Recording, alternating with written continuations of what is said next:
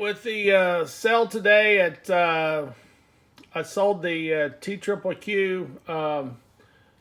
Most of what I had in my IRA and my large cash account, I sold them today at 105.42. And with that, I wanted to go take a look at my totals again, about where we are. So with the totals, looking at what has happened over the last few years.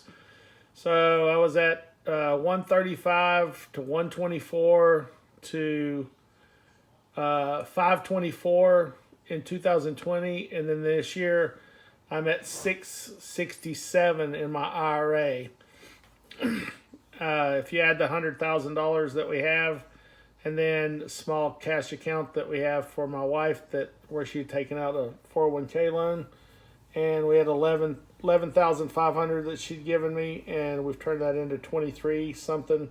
We're down a little bit in that. The last, I think she bought it at one. I bought some at I think 108 or 109 TQQQ. So she's still a little bit down in that, but still.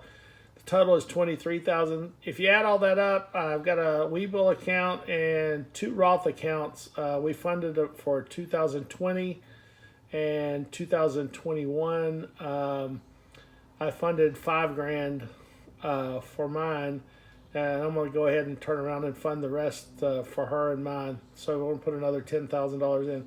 We're over 50, so we can do $7,000 a year. So we're over 50, so we can do $7,000 a year.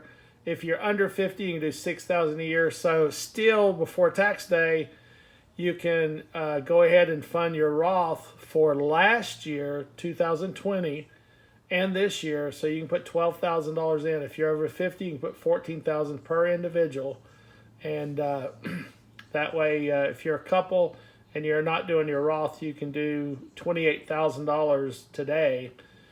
Do seven in 2020, 7 in 2021. The companies make it pretty easy for you. Just click on which year you want. It's set up to do that, and then the option to do it for the previous year will go away as soon as it's not allowed later in the year. Anyway, if we add the total up here, the whole thing about this journey, for me, documenting this journey, is trying to get some trades out there, document my trades, and I'm trying to get to $1 million, hopefully by the end of the year. Now, my wife has about $105,000, let's say $105,000 in her 401k. She's still adding to it. I don't have a 401k anymore. I just have my IRA, and so I have 667,000. Now the 667,000 that's showing here is if I turned around after I sold the TQQQ today, after I sold it in my cash account and my IRA. Just for my IRA account, I turned around and sold 6,100 puts or 61 contracts puts at strike 105 for 355 for next week. So in this calculation here, I'm assuming that 21,655 that would get generated in my IRA would be good, and it will be over 105. If it's not over 105, it'll be minus whatever, 6,100 times whatever, it's lower than 105. So for this calculation, I'm assuming it's going to be over. That will put me at around 845,000, and if we add 105,000 that my wife has, we'll be at 950. So we're getting close. If we include the wife's, we're getting close to the $1 million mark here. Of course, I'd like to get to the $1 million mark without using hers. I'm just saying that when we get to that, that'll be one hurrah. And then when we get to it without using hers, that'll be another hurrah. So look at the total yields for the 2021 for the IRA. We're looking here at should this trade go through, it's over 105 at the end of next week. If it does close there, I'll be at 27.28 for 2021 for my IRA. The cash account's right at 25%. And I didn't buy back in the cash account. So if it goes down tomorrow to 103 or 102 or something like that, I might buy back in my cash account. And it's sitting at $107,000. Her account I didn't touch, and the Webull and the Roth accounts I'm just leaving there, and I'm invested in TQQQ and those also. I'm just letting those ride. So I'm really only trading these two accounts, the big cash account and the IRA for now. The other ones I think I'm just going to let ride and see how they go. Of course, I could change my mind at any time. I do that sometimes, but these yields are pretty good. I mean, so we're a fourth of the way into the year, and we would be a little over a fourth of the way into the year, and we'd be up 27%. So if we doubled that, that'd be 50% for the year. If we times it times 4, which would make sense, that would be, incredible. That'd be another double for this year. So I don't know. That's, it's kind of hard to project that you would actually do that. I mean, so, I think most people would be happy with the 27% that I'd be at, currently. So, or 25% even in the cash account. If you look at my 2-year totals in my IRA, 364,000 is from money I made in the IRA, and I've actually made 59,000 on this 100,000, and that is actually, I think I only put that in the 8th month. So what's that? August. So that's from August. I traded that a little bit more aggressively, I guess, but that's just from August. The 100,000 is. So, wow, that's really good. I'm really happy with that. Did trade hers as well, but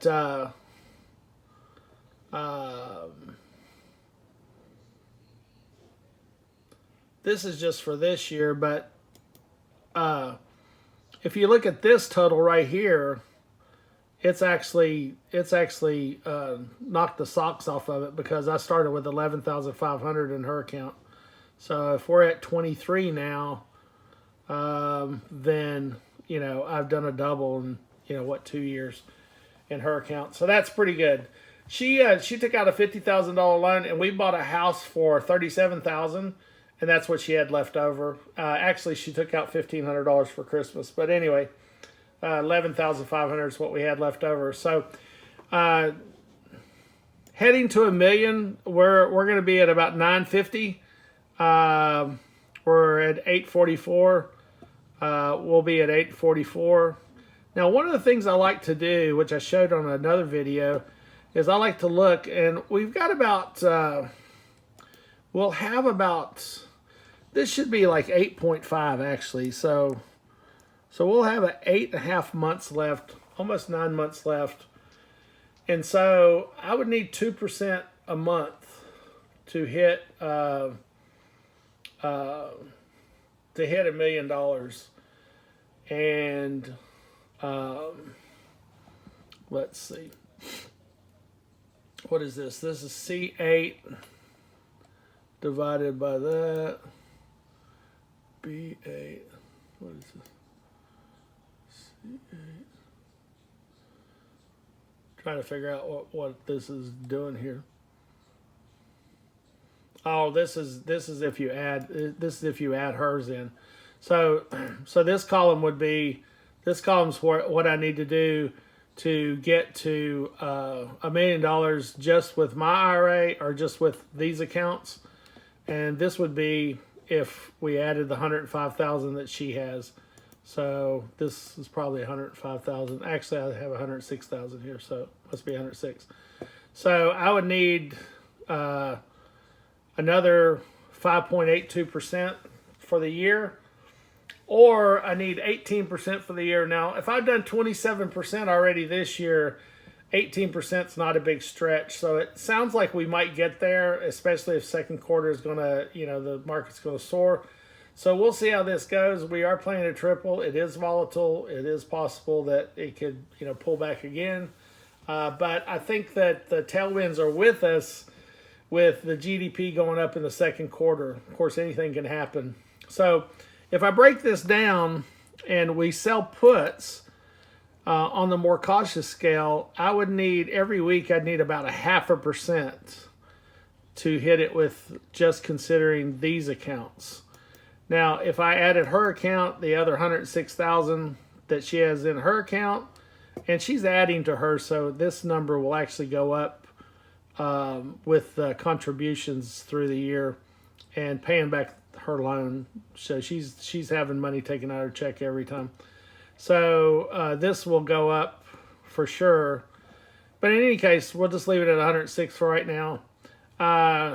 We would need 0.15% a week. And then my weekly, it looks like it's heading out. It's been about 1.95 a week if you look week over week. So that's pretty good. 2% a week, is what I've been doing. Do I think I'll do that for the rest of the year? Wow, that would be great if I did. Maybe I'll do better. But I always try to be a little conservative and think that, I'm not going to do that. But let's just say that we do, 1% for the week. Let's cut the difference, or even 0.5%. Then we'll be at our $1 million goal. So this is why I try to do sell the puts to be a little bit safer. But still, if you calculate this out, if you do 0.5% a week for 52 weeks, then that's 26% for the year. 26% is pretty good. That's a pretty good return, with something that's more safe. Now, have I been that safe? I kind of pushed the envelope a little bit on these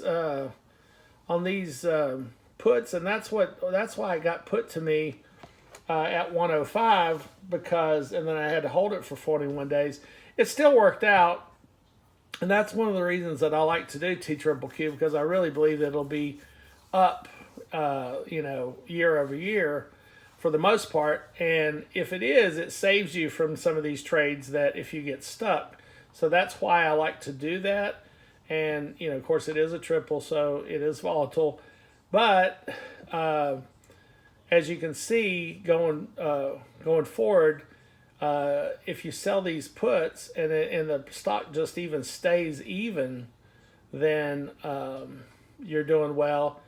And then if it gets put to you, sometimes you can turn around and sell it the next week and actually make money, more money the next week, because you made, you were going to make 1.5 or 2 points on your purchase. It got put to you. So you still made the 2 points or 1.5, whatever you sold it at. In this case, I sold it at $3.55 for 8 days. So $3.55 for 8 days is spectacular. So that if you can keep doing that. Now the other thing you can do is that I did a little bit. If you look at some of the past videos, let's say that if this thing were to, I don't think this is going to happen, but let's say next week it goes up to 110. You can roll it from 105, right before it expires. You could roll it and make another 50 cents or something like that. You roll it to, instead of 110, maybe 108 or something. And so I don't recommend just staying on the edge every time or whatever. But sometimes if you roll it, you lose a little bit of money in premium because you're selling one, you're buying the other one. So you're losing a little bit on the spread. But if it's already moved past it quite a bit and you feel comfortable, then rolling it sometimes can, make you a little bit extra. And you might say, well, there's a lot more risk and you're only making 0.5% or you're making whatever. But when you're talking about, pretty big money, when you're talking about dealing with $500,000 a trade, if you make an extra 0.5% or 1/4%, then let's say you make a 0.5% on the trade, then on $500,000, then that's what, $25,000, right? Is that right? So yeah, 50,000. It'd be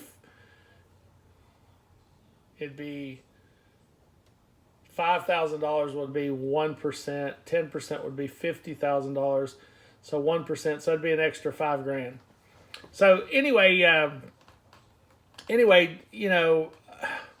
sometimes sometimes you want to step out there if something's running, and you want to get the full premium, and that's the way you get well, that's the way you get caught sometimes, but it's also the way that you can goose your premium, goose your yield or whatever. So anyway, we're running at selling these puts mostly and then holding the stock. And most of this has been through selling puts because I did sell the stock a couple of times at a higher price. And like this time, I really held it for 41 days and I only made 40 cents on it. Now, one thing that I did do is when it did go down, you always have some money that's not an even lot, or you have some extra money. Like, say I did 61, but I could have done 65 or, whatever. And so I didn't play it as close as I could have for whatever reason. And then you have that a little bit left. Well, when it went down to 84, I bought some at 84. So I bought a total of 300 and some shares, maybe a little bit more than that, at around 84. So I sold those also at 105. So I made 21 bucks on those. So let's say I had 350. I don't remember the exact number, but whatever the number was. So let's say there was 350 shares and I made 21 bucks on it. So that's another 21 bucks times 300 shares. So that's another, $6,300. So that's the $6,300 that I made on the way back up. So that's another thing to do is, if things go against you, instead of selling low, if you believe in the security that you're in, wait for it to come back. But also, too, when it goes low, then that's a way, if you believed in it before, then you're getting it cheaper. If you were to buy Apple, which I try not to take the single stock risk because I've seen in the past that, anything can happen to a single stock. It can get out of favor or something for a while or, whatever. If you trade the market as a whole, then your yields are not always as good. But to offset that, if you do a triple and you're doing the whole market essentially. So this, TQQQ is QQQ tripled. And even if it doesn't make exactly tripled, assume it makes, somewhere between double and triple, then you're getting a premium for basically trading the whole market. So that's the way I look at it. And I do feel like the market's going to be up this year. I think it's going to do good second, third, fourth quarter. Now, what do we do with sell in May and stay away, especially for tech stocks? Is that a thing? Does seem like we have a lull. This is just the beginning, going into the second week of April. But there is a thing in May that it does seem like sometimes in May. I think last year I'd have to go look back, but by the third week in May, then we had tanked some or whatever. So we'll see how it goes. But these are all things to think about, but it's kind of exciting to get back and be back in the game, and so back to making money. So we're back to all-time highs. On the way back up, we made an extra, we're at 100,000 on a cash account. We went down to 90 or something like that. We're back to 107, so we sold it. So we're out in our cash account right now. Like I said, I sold 6,100 or 61 contracts or puts for the IRA after I sold it 105.42 this morning. So sometimes I like to sell to get out of a trade just to make that trade be over and then start a new trade. So that 41 days is gone. So yeah, I had to hold it for 41 days. I did make money. I did make the $6,000 and some dollars on the way back, and then I made a little bit in the other accounts because I bought when it was low too. But I also made the commission at the time, and then I made another 42 cents when I sold it because it's 42 cents over 105. So if you add all that together, probably on the trade as a whole, while I did have to hold it for 41 days, I probably in 41 days I made 5%. So is that good? I don't know. You'd have to make your own judgment about that. But 5% in a month and a half. If you look out through the year, let's say you make every 2 months, you make 5%. So that would be 30% for the year. So that's still good. It's still really good. And then, your risk is a little bit lower when you sell these puts. So go ahead and take a look at that. Follow my journey here, and hopefully in the next few weeks we'll knock this out, and we'll maybe we'll be able to sell next week for the following week for another 3 points or whatever like that, and that'll be another 20,000. And we need to do that about another 5 more times to get. If we do it twice for 25,000, we should be hitting this number here. We should hit this number. So if we were able to do that, we might trade it a little bit if it gets put to us, and so that's always possible. Trade a little bit. Only thing is, with the 2-day rule, it's kind of tough to trade too much. So, kind of how that works is you can sell something and you can immediately turn around and buy it, but you can't sell it again until 2 days. So, for most people, that's not really an issue, and it's really not an issue for me, but you are kind of sitting there and not able to liquidate your position if something were to go awry without taking a violation. I guess if you took a violation every now and then, it wouldn't be at the end of the world. So anyway, it might not be even a problem. But I'm rambling on. So, let's see how this goes. And, big celebration when we do hit the $1 million mark. I think we're going to do it this year.